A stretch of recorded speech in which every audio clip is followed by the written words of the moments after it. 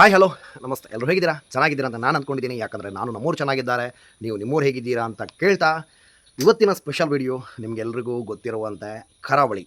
So ಕರಾವಳಿ ಮೂವಿಯ ಬಗ್ಗೆ ಒಂದು ಬೆಳಗ್ಗೆಯಿಂದ ನ್ಯೂಸ್ ಎಲ್ಲ ಬರ್ತಾ ಇದೆ.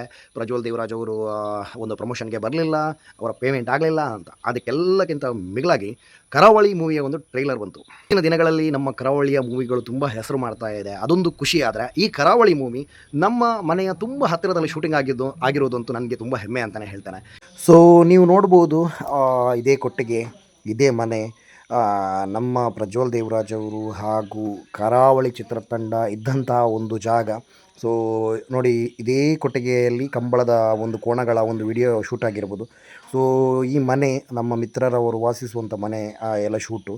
ಸೊ ನೀವು ಕೆಳಗೆ ನೋಡ್ಬೋದು, ಈ ಗದ್ದೆಯಲ್ಲಿ ಇವರು ಕ್ರಿಕೆಟ್ ಎಲ್ಲ ಆದಮೇಲೆ ಆಡ್ತಾಯಿದ್ರು, ಕ್ರಿಕೆಟ್ ಆಡ್ತಾಯಿದ್ರು ಈ ಗದ್ದೆಯಲ್ಲಿ.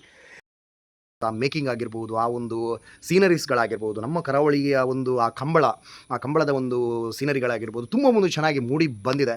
100% ತುಂಬ ಚೆನ್ನಾಗಿದೆ ಅಂತಲೇ ನನಗೆ ಅನಿಸುತ್ತೆ. ಯಾಕಂದರೆ ಒಂದು 50 ಭಾಗ ನಮ್ಮ ಇಲ್ಲಿ ಹತ್ತಿರದಲ್ಲಿ ಶೂಟಿಂಗ್ ಆಗಿರೋದ್ರಿಂದ, ನಾವು ಯಾವಾಗಲೂ ಹೋಗಿ ನೋಡಿರೋದ್ರಿಂದ ನಮಗೆ ಸ್ವಲ್ಪ ಅದು ಗೊತ್ತಿದೆ, ಆ ಮೂವಿ ಒಂದು ಚೆನ್ನಾಗಿದೆ ಅಂತ. ಯಾಕಂದರೆ ಆ ಸ್ಟೋರಿ ಅವರು, ನಮ್ಮ ಗುರುದತ್ ಗಾಣಿಗರ್ ಅವರು ಆ ಸ್ಟೋರಿಯನ್ನು ಒಂದು ಹಿಡಿದಿಟ್ಟುಕೊಂಡ ಪರಿ ತುಂಬ ಚೆನ್ನಾಗಿದೆ.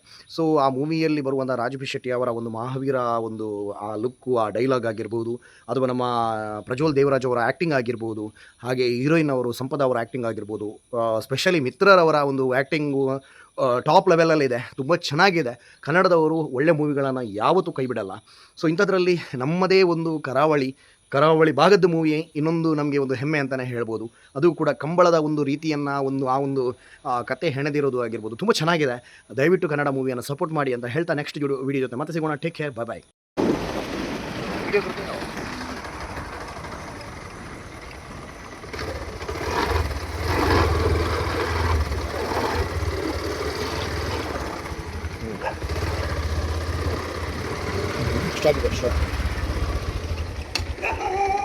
ಐಜಿ ಮಲ್ಲೇಜಿ ಅದೇ काय कर ना.